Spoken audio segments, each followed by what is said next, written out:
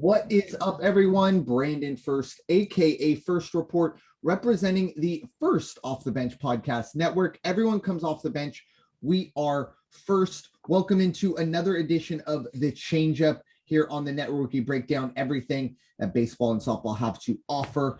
With me today, as always, is my co-host. You can find Brianna Winner at bwinner12. Brianna, how you doing today? I want to go back to bed. It's been a long few days, but I'm excited to talk baseball. Yeah, it's the grind of the journalist is going on there for Brianna, but very, very excited for her. Even though if she does look a little sleepy, but she's gonna get ready to roll here, and we are ready to get into it. We got a lot to get to. Obviously, we will do our usual 3 up, 3 down.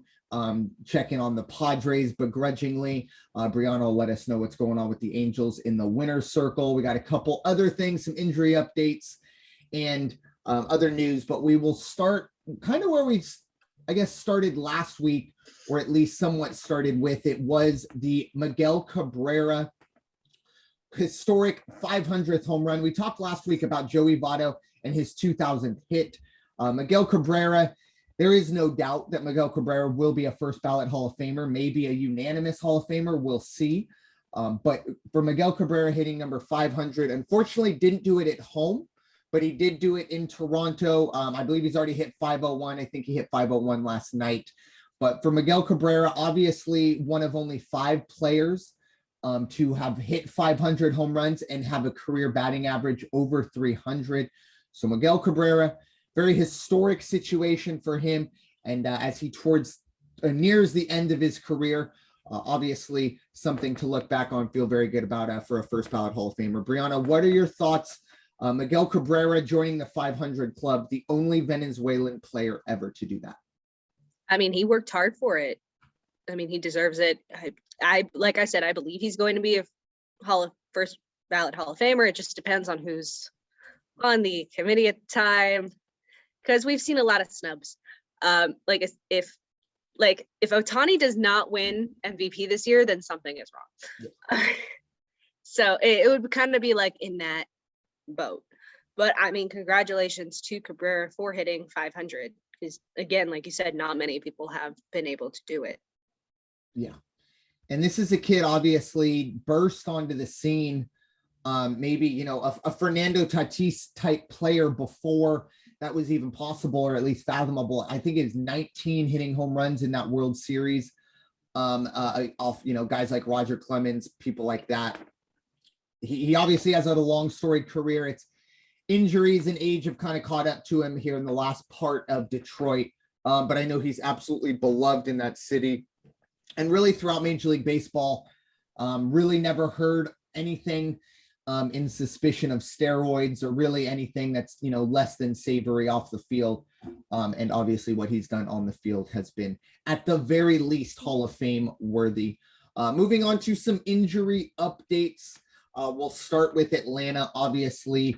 A bit of a recap. Mike Soroka last year, that kind of difficult to watch when he's running to try and cover first base. You just see him kind of collapse in pain as his Achilles ruptured underneath him. Unfortunately, just walking in a rehab, I believe this was a little while ago, but just walking on a rehab stint, I think onto the field or something like that, his Achilles goes again. Now, obviously, another surgery will be needed. This is very, very unfortunate for a guy who, even before the Achilles ruptured a second time, was going through a lot of struggles to get back on the field. It's definitely put Mike Soroka's career in doubt. And obviously, for the Braves, one of their young top pitchers. Brianna, what are your thoughts on Mike Soroka's situation? I mean, at this point, you got to do what's good for you. And I think he just needs to be done, because this is the second straight year this has happened. He struggled with injuries his entire career, and this is going to take out yet another year. So, I mean, 1, he's getting up there in age anyway, but 2, if your Achilles is going to keep doing this, you just need to stop. I get that it was just walking onto the field, which means something probably went wrong. But I mean, at this point, do you really want to keep going through surgery after surgery just to go back on the field? Yeah, it's hard to believe that Mike Soroka's Achilles will hold up for 162 games. I mean, let alone, a whole career, even just one start. So it is very, very unfortunate, obviously, for Soroka. He's got a lot ahead of him, a long rehab at the very least ahead of him. Hopefully, I think it will be, one of those things. If he can get back on the field somehow, some way, it would be a great story. But for the moment, he's going to have his fight off of the field as he tries to get back onto it. Other news for the St. Louis Cardinals, they finally got their ace Jack Flaherty back a couple weeks ago. And unfortunately, I believe it was either Sunday or Monday's start, he was pulled early due to shoulder discomfort. Obviously, that's a very early diagnosis. And unless he goes on the IL for an extended period of time, we probably won't get a full diagnosis. But for the Cardinals who, are still in shouting distance of a wild card spot, this is a devastating blow for them.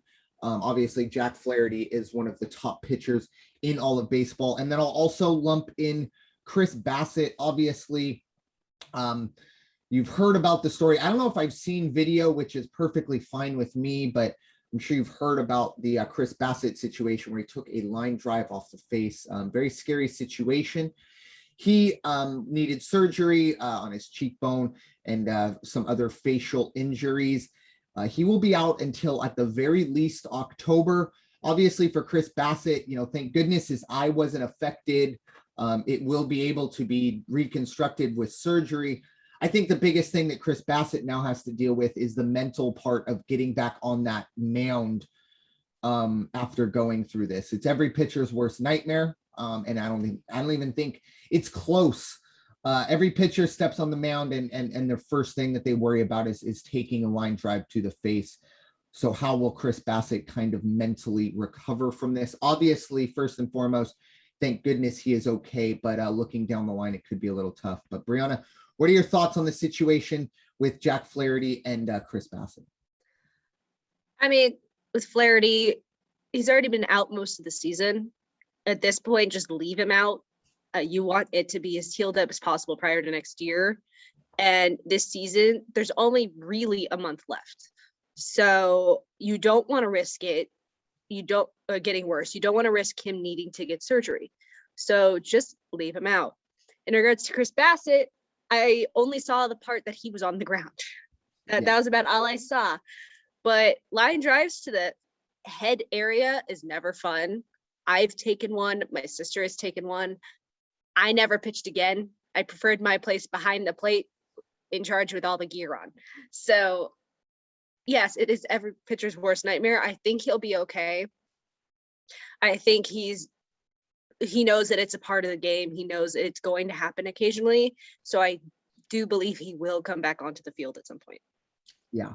It's it'll be great to see him as well. Obviously, very lucky to have just, you don't want to see it at all, but not having any eye damage. I think when you see something like that, that's one of your first concerns. And I think it kind of speaks to it in this world of YouTube and Facebook and all that stuff, where all videos are pretty much everywhere. The fact that this isn't really out there kind of shows you the severity of what it was like. Obviously don't really want to go back and need to watch that. If you are that person, feel free, but that's not me.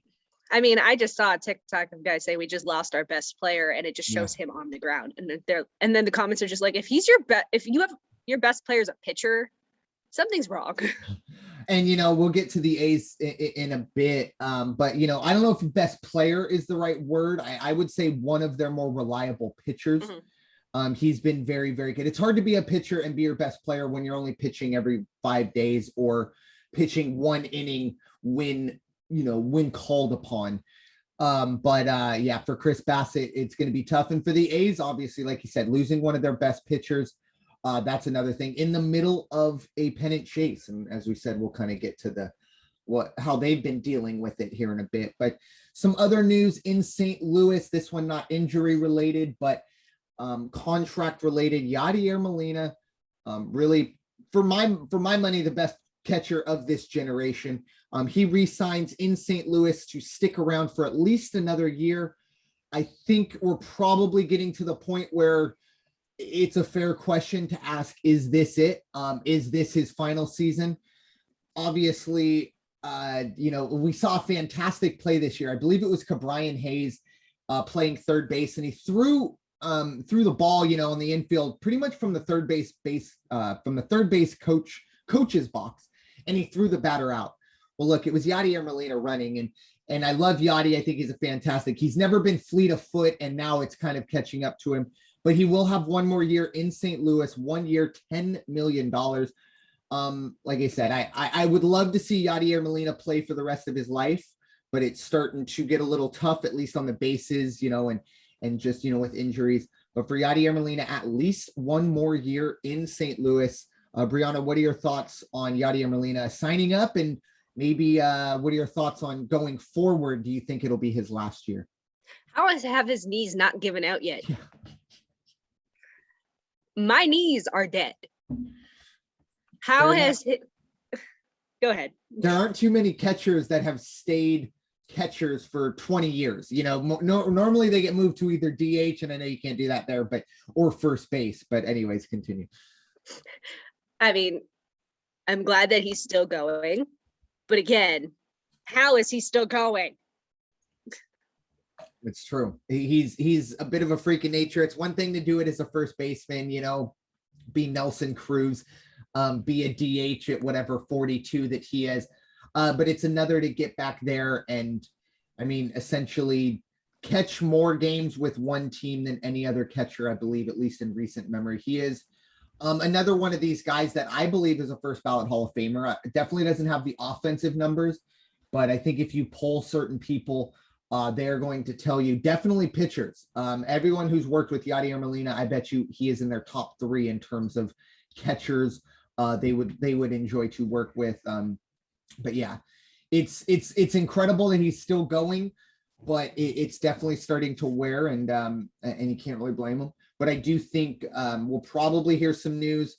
I would like him to announce it beforehand so everyone can kind of, the last time you see St. Louis, you can give Yadier Molina the ovation he deserves in those opposing ballparks. And then eventually the final weekend, I'm sure the Cardinals will do something very, very similar. I don't want to put him in the same breath as Tony Gwynn in San Diego because I'm not privy to that situation. And the Cardinals have had a lot more legends than the Padres have had, but I would think Yadier Molina would have a ton of adoration going into that last week. And that would be pretty cool. But with that, it is time to step into the winner's circle. Brianna, going to give us a rundown of what's been going on with the Los Angeles Angels of Anaheim. What you got? Well, first, I'm going back to Skaggs. So the prosecutors in that case have revealed that Eric Kay was asking his drug supplier to deliver these opioids to Angel Stadium. Wow. And offered the supplier team memorabilia and tickets as an incentive.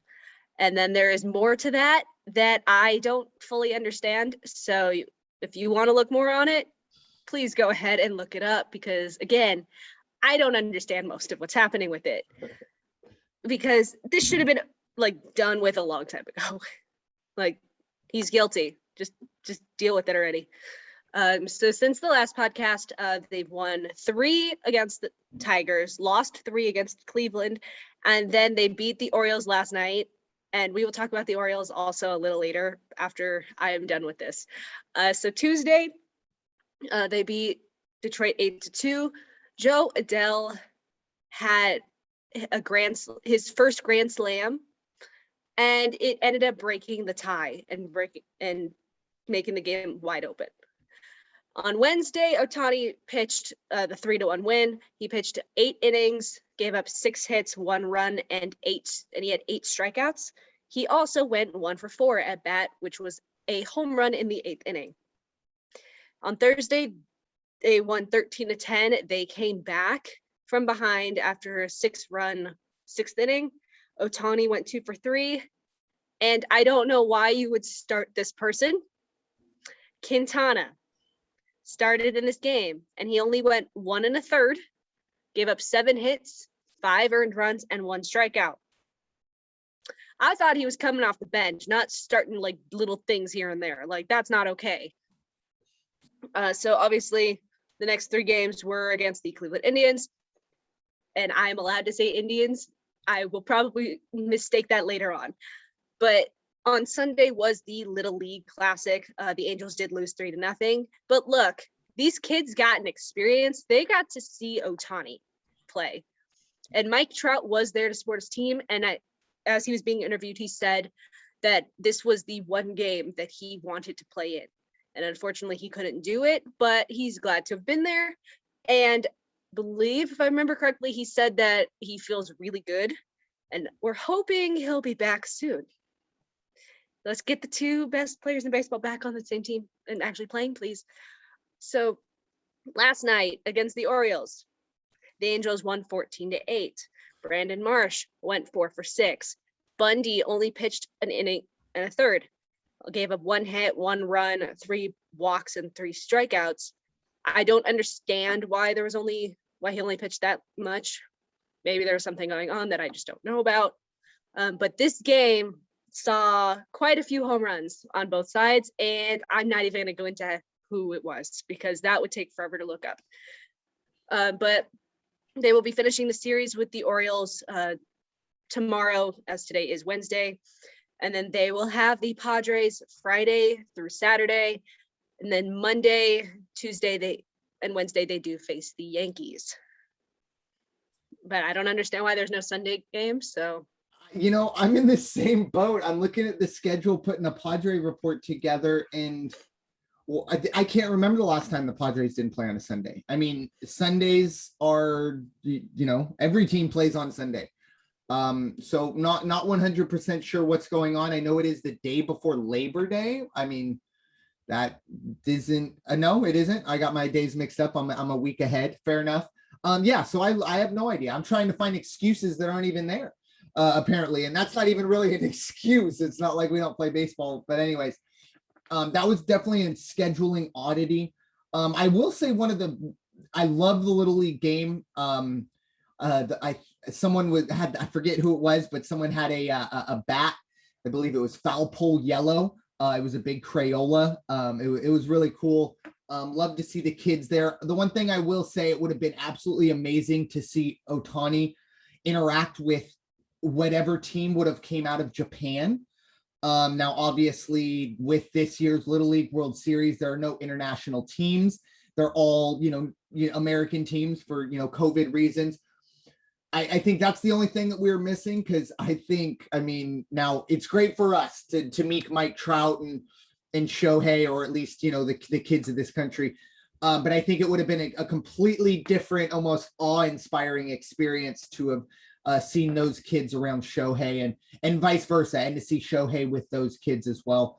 But, like most things in this post-COVID world, or I guess during COVID world, wherever you want to look at it, not everything is exactly as it should be. So hopefully down the line, that can happen. I'm pretty sure the Little League Classic will be going on for quite some time. So hopefully the Angels and Shohei can be brought in there. Honestly, I think it would be really cool. I know it doesn't really line up with the Little League World Series, but I think it'd be really cool if they do an all-star game from there. Really get an opportunity now. Once again, we're in the middle of August, and that's when the game was going on. That was about 6 weeks ago, was the all-star game. So scheduling would have to figure it out, but I think that would be really cool. So with that, it is time to dive into the muck that is the Padres report. And folks, it's gone from worst to worstest. And yes, I know that isn't a word, and I don't care, folks.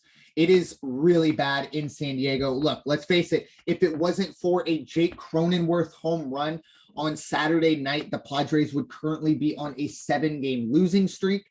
But instead, they've only lost 6 of 7. In that time, pitching coach Larry Rothschild has been fired. Ben Fritz, the bullpen coach, has been named interim pitching coach. But the question that I have, and I think the questions that a lot of Padre fans have, is where the bleep is Darren Balsley. For 10, 15 years, Darren Balsley was the only constant in that dugout. Players left, managers were fired and then brought in and then fired. Hitting coaches were brought in, fired mid-season, brought in, fired after the end of the season. Darren Balsley was always there. And every single time he was there, he would take guys like Aaron Harang, Jason Marquis, Clay Meredith, and turn them into all-stars. And now we've been dealt with guys like Larry Rothschild, who I personally believe is a big, he's been a positive aspect for a lot of big market teams. He's not somebody that can really develop talent. He's a guy that's going to take a star and keep him a star. He's not going to turn Chris Paddock into a star. He might not even get Blake Snell over that extra little bump to turn him into a star. He looks like he's hurt Yu Darvish's season as well. Even Joe Musgrove's development over this year has taken big steps back from the beginning of the year, and this bullpen has been bad lately. And now we're bringing the bullpen coach into the pitching coach. It just doesn't make sense to me. Darren Balsley, as I believe, is still working with minor leaguers in the Padres system. Folks, we are no longer a team that just looks at the potential we have. We have a playoff capable roster ready right now. Even with all our struggles, we are still a playoff capable team. And we're bringing in a bullpen coach and keeping the real pitching coach of this franchise down to work with 17, 18, and 19-year-olds. And you wonder why the Dodger fans can take over Petco. Because frankly, the Padre fans have seen this numerous times. I put this up. Luckily, if you're a real Padre fan, you knew this collapse was coming all along. Act accordingly. Every year, the collapse comes. Every year, you realize you're Wile E. Coyote, and you look down and realize you ran halfway off the Grand Canyon without realizing you did it, and then you hold up a little sign that says bye-bye, and then you fall to the earth until April, until you do it all over again. That's what being a Padre fan is. No matter what they do up until that, the collapse is coming. We even saw it really late last year, even though it's kind of early in that, shortened season. Essentially, it was game 70 where the Padres could do nothing against the Dodgers in a division series, and they got swept out of town. And people are going to come out and say, oh, well, they brought in 3 great pitchers to challenge the Dodgers. Never this offseason were the Padres close to competing with the Dodgers talent-wise, period. What we've seen on the field never got close. If anybody got close, Kevin Gausman and Andrew DeScalafani, those were the ones who got the Giants not only close, but past them. That's what a good franchise looks like when it's being ran. The Padres are not a good franchise, running-wise. From the top to the bottom, they are second rate. Everything the Padres do is second rate, and it's showing, period. It's caught up with them. It looked good early, but the fact is the bullpen has been overworked because Jace Tingler refuses to put his starting pitchers in any sort of stressful situation. Oh, you only want to go 3 innings today? Fine, we'll only go 3 innings. Who cares if we have 500 innings by the end of July through our bullpen? It's absolutely ridiculous. Looking ahead, or actually, let's look back. The Padres got swept by Colorado, lost 2 out of 3 to Philadelphia, and currently are actually a game out of the wild card spot. First time really since the early part of April, the Padres are not in a playoff position, and now their reward is 2 more games with the Dodgers. They already lost 5-2. Game 1 handled by Julio Urias and the Dodgers bullpen. Padres do absolutely nothing. AJ Pollock does make a nice catch on a Manny Machado near home run, but just a little too much loft on it. Machado did leave Tuesday's game, but he did return to the dugout. Does look to be okay. Someone who didn't return and we don't expect to return was the very short-lived Padre career of Jake Arrieta. He records only 10 outs. I believe he gave up 4 or 5 runs before that, but he left the game after recording only 10 outs. He looks like he's going on the IL or back to the unemployment line. But looking ahead for the Padres, at the moment, they are a game behind Cincinnati, and they will finish up 2 more with the Dodgers. And then, as I said, moving up to LA, Anaheim, to face the Angels in a odd 2-game series on Friday and Saturday. And then finally, the Padres will next week, heading into September, they will have a 3-game series in Arizona. They have to sweep Arizona. This is a team that is bad. Now, look, I know they've been playing a little bit better of late, but they're still the second worst team in baseball. If you cannot beat the Diamondbacks, don't bother showing up the rest of the season. Padre fans won't forgive you, but we just don't really care at that point if that is the case. So unfortunately, not looking too much better for the Padres. I don't see any better outlook going forward, especially when you look at the schedule. Really, Arizona is the only team I feel confident the Padres are better than on paper. At the very least, win the Padres, and I'm saying when the Padres miss the playoffs, Jace Tingler needs to lose his job. If that also means AJ Preller needs to lose his job as a general manager, so be it. I don't think he deserves to. But I think this all falls on the shoulder of Jace Tingler and the heads in that dugout, because they have left a lot on the table. And it's a little frustrating to Padre fans, and it's getting out of control. You can throw money at things, but you got to run it well as well. So that's all I got for the Padre report. Plenty of negativity to go around. Not a whole lot of positivity, unfortunately. But it is time to get a little positive, get a positive and then negative 3 times. It will be our time for our 3 up, 3 down. And we do have Brianna, you're giving us the first up of the week. We got 2 really frustrating ups. Yeah, and this would be the first one. So the first up is going to be the New York Yankees for obvious reasons. They have now moved above Boston, who we will talk about in a minute. And the Yankees have won 11 straight. I don't like saying it, and I know you don't like hearing it, so I'm done. It's crazy that the Yankees, this is the first time the New York Yankees have won 11 straight games since 1985. And if you remember the late 90s, I mean, the 98 team in my mind, and I'm biased because they swept the Padres in that World Series, but that 98 team was the greatest baseball team I've ever seen. They went 1 through 9 and could dominate everybody, and they showed it. I think they had, top 5 win totals in Major League Baseball history, and swept their way all the way to a world championship. They would go on to win, I believe, 3 in a row, and those teams never won 11 straight games. The Yankees are healthy. The Yankees made the right moves at the deadline. I think they're 10-1, or probably even better than that. Probably closer to 15-1 with Anthony Rizzo in the lineup. I believe that the last game that they lost, I think, was that game. Yeah. The Field of Dreams game. Yeah. You know what? You're probably right. Yeah. Because that was a White Sox walk-off. That adds up. So it's and Rizzo wasn't allowed to play because he had COVID.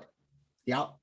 So it's just absolutely insane to see that, the Yankees are still healthy at this point. I think we've all kind of expected, like, okay, who's going to be out?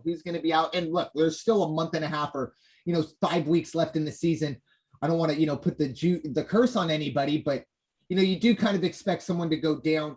But they are definitely improving. Garrett Cole seems to have figured out his non-sticky stuff, if you will. So it's interesting now to see how the Yankees will go about it. This is a team that obviously has all the talent.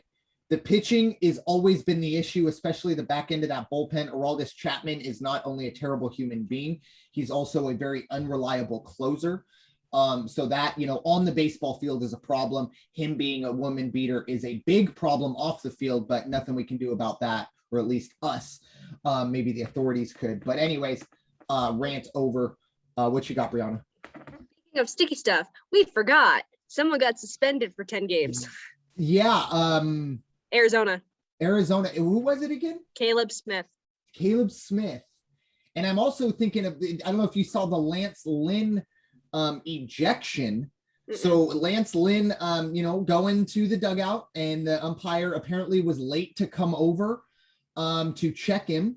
And so Lance Lynn just left his hat and mitt on the dugout top, kind of where they lean, railing, if you will.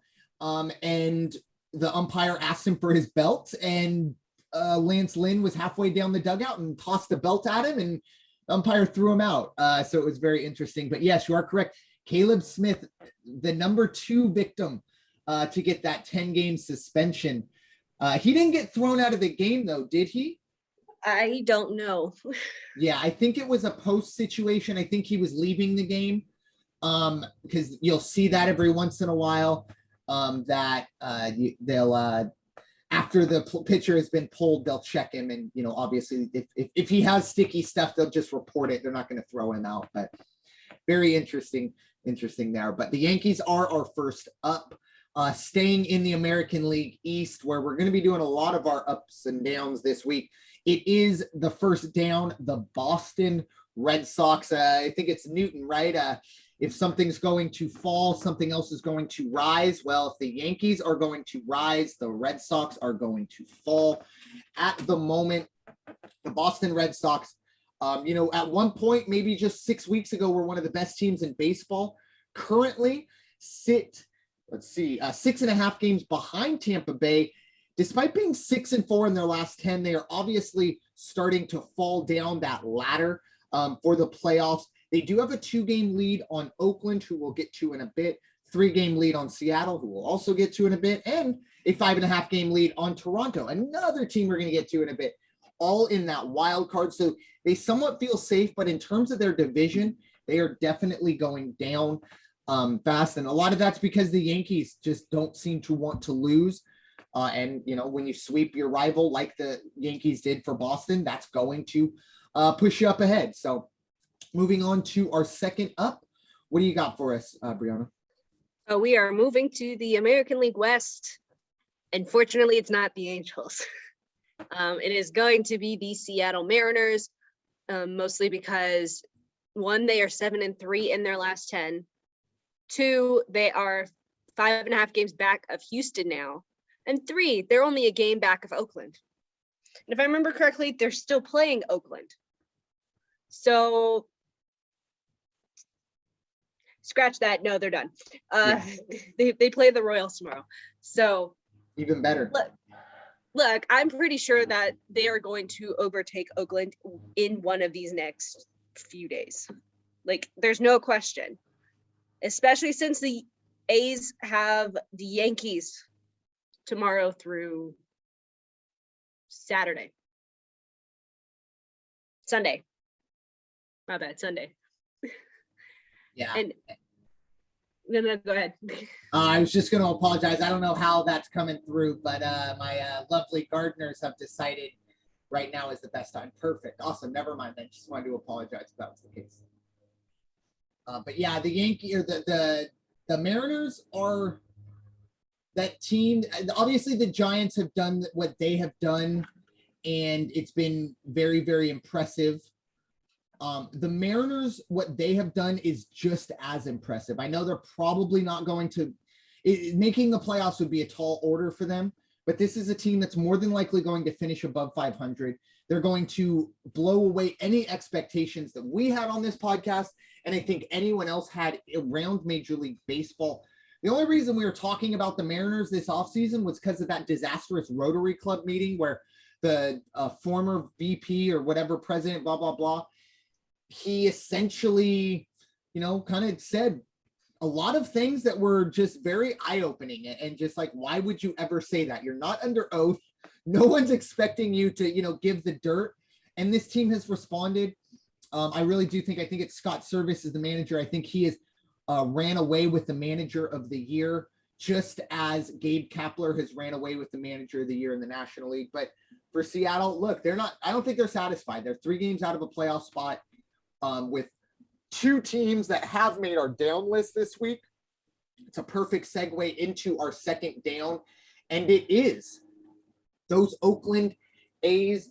Obviously, the A's have been kind of battling it out with the Astros in the American League West, have kind of stayed within 1 or 2 games of them.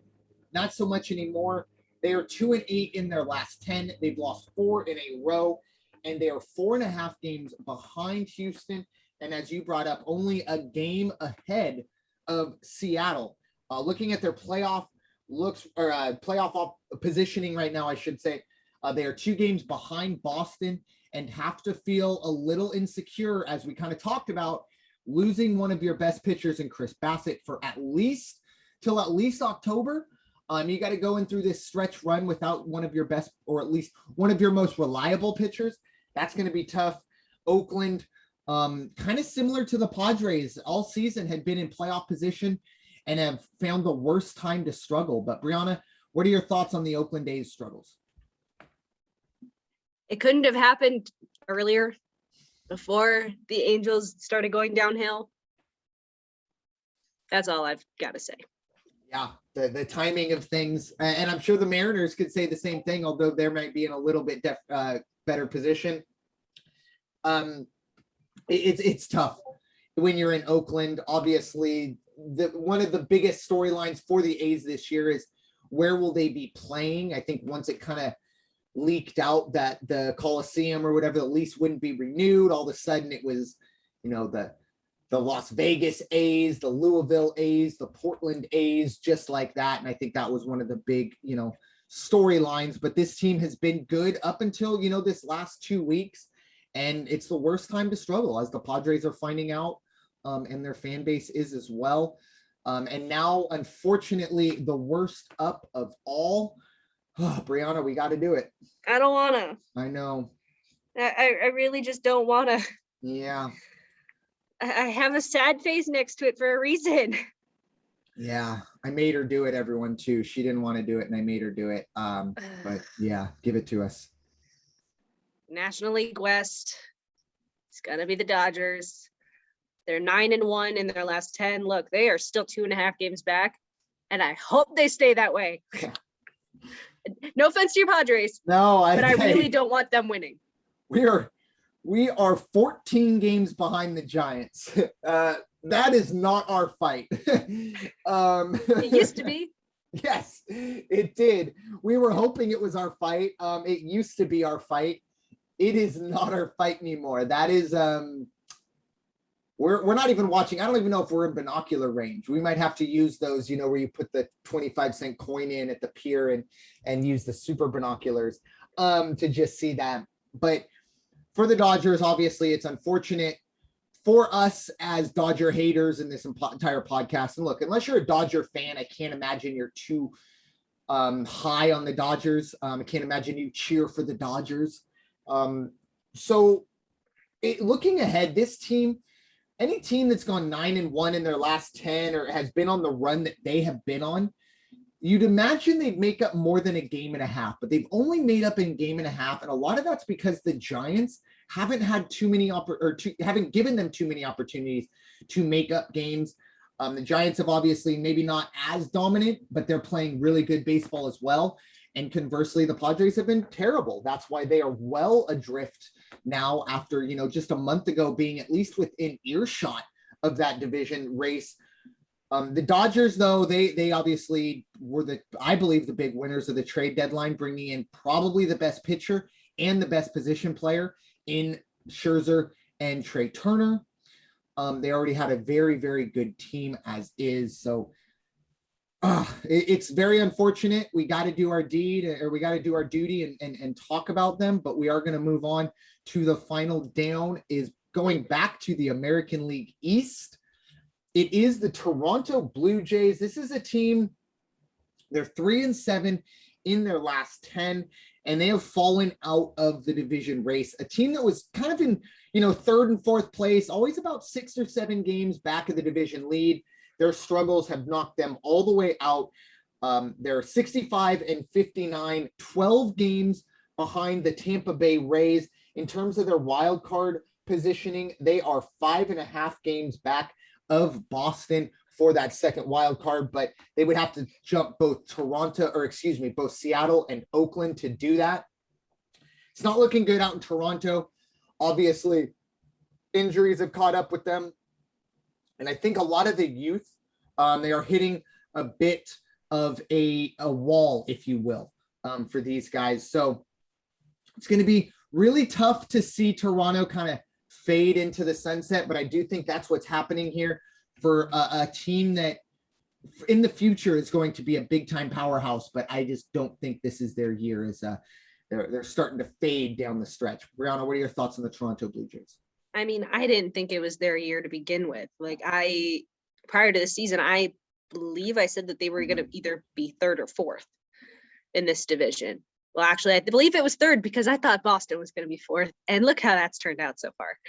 So, I mean, I didn't expect much to happen this year. With the Yankees, it was all going to depend on whether they were going to be healthy or not. And it's looking like they are going to stay as healthy as possible in these next few weeks. Look, Tampa Bay, I believe we both said was going to win this division. So that's what it's looking like now, unless something drastic happens. But we'll see. But go back to the Dodgers for a second. They have an easier schedule than the Giants right now for this next week. Yeah, that's kind of a shot to the Padres, but I'll allow it.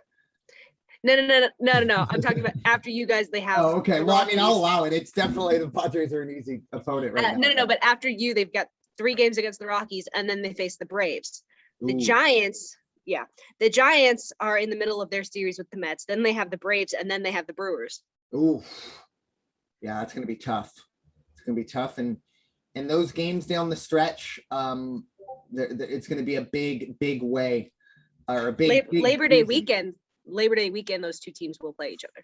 Wow, that's going to be a lot of fun, and it'll all depend on what happens leading up to the Dodger Giants series. Yeah, that's a huge rivalry. That's going to be 3 days at what is it? What's it called now? Is it 8? It's not AT&T. Is it still AT&T? I think it's still AT&T. Okay, I feel like it changed so much early, so maybe I just assume it changes every 2 years. But anyways, the stadium by the bay, so that's going to be a packed house. Is it in San Francisco? Yes. Okay, perfect. Yeah, so I took a 50-50 shot and got it right. But we do have a dishonorable mention for a 3-up, 3-down. Look, the Baltimore Orioles have been retired from this list for quite some time. It's kind of one of those things where, look, this team could probably be in the down every single week, so we just kind of retire them. However, the Baltimore Orioles have lost 19 games in a row, and they are not getting away from being talked about how badly this team is. Not only is this team now lost 19 games in a row, they were also passed by Arizona, as now the Orioles are the worst team in baseball by quite a lot. Just looking at their record, they are 38-86. They are 48 games below 500, playing .306 baseball, 32 and a half games back. Obviously, like I said, they're 0-10 in their last 10. They're 0-19 in their last 19. Just bad. And we're not going to let them kind of disappear and not be talked about because they have been retired from that list. But Brianna, are the Baltimore Orioles ever going to win a baseball game again? They might. It just depends on who they face. They might. Yeah. I don't know what the rest of their schedule looks like.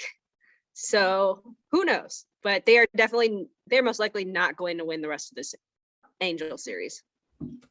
Yeah, they got, so just going through it real quick, they will have the rest of the Angel series, then Tampa, then Toronto, and then the Yankees. They got 4 against KC. So I think in the middle of September, maybe they can get something against Kansas City, and then 4 against Toronto again. Yeah. So then the Red Sox, then the Phillies, Rangers, Red Sox again. Oh no, they have the Yankees after the Blue Jays. I forgot about them. And then they finished their series with the Blue Jays, finished the season with the Blue Jays. Yeah. And they Orioles, may not. Yeah, and this also is a good opportunity to bring up, Chris Davis, obviously retiring. For my money, maybe the worst contract extension ever. Those Orioles giving Chris Davis that huge deal, and I don't think he ever hit his weight from then on out. But they are going to pay him out over the next, I think, 20 years, which, is more than I would have expected from them. But yeah, the Baltimore Orioles have a lot of problems. I will say, though, according to MLB.com, Their farm system was rated #1, I think today or yesterday. So at least there's potential there. But as a team or as a fan of a team that's had the #1 prospect pool for the last 4 or 5 years, doesn't necessarily mean you're going to be successful when it's all said and done. But Brianna, what are your final thoughts after another great episode here of the Changeup? I hope to never put the Dodgers on the ups again. Yeah, we'll keep hopefully Yankees, I don't care. Dodgers, no. Yeah. Astros, no. Yeah, they haven't been on for quite some time, which that's is because good. They haven't done anything. They're still there at first. Yeah, they're just kind of playing 6-4 baseball and keeping their season, keeping their first place hopes alive. But yeah, it's tough right now if you're a Dodger hater. It's tough right now if you're a Padre fan. It's tough right now if you're an Astro hater. Yeah, I mean, you're a Yankee hater. It's tough. If you're a hater of the big time teams, it's tough because the big time teams are doing what big time teams do, flexing their financial muscle and then flexing their muscle on the field as well. But the Padres, they got 2 chances to bring down the Dodgers, hopefully in the next couple days. Obviously, the Yankees, winners of 11 in a row. You got to imagine, I can't imagine they get up by this time next week when we talk to you again. I don't think they're going to be, still on that winning streak. So it's just going to be a matter of do they kind of fall or come back to earth, or do they, end up winning 18 of 20 when it's all said and done? But it's a little tough to be a fan of the little guy right now. But you know what? The Giants, I guess, as sad as it is, as a Padre fan, that the Dodgers are turning me into this big of a Giants fan. But I think all Dodger haters are turning into Giants fans right now and just hoping they can keep them at bay. But that is all we have for you today on the Changeup, presented by the First Off the Bench Podcast Network. Everyone comes off the bench. We are first. It is time for you all to go wash your hands and stop hating everybody. We will talk to you all very soon, and take care.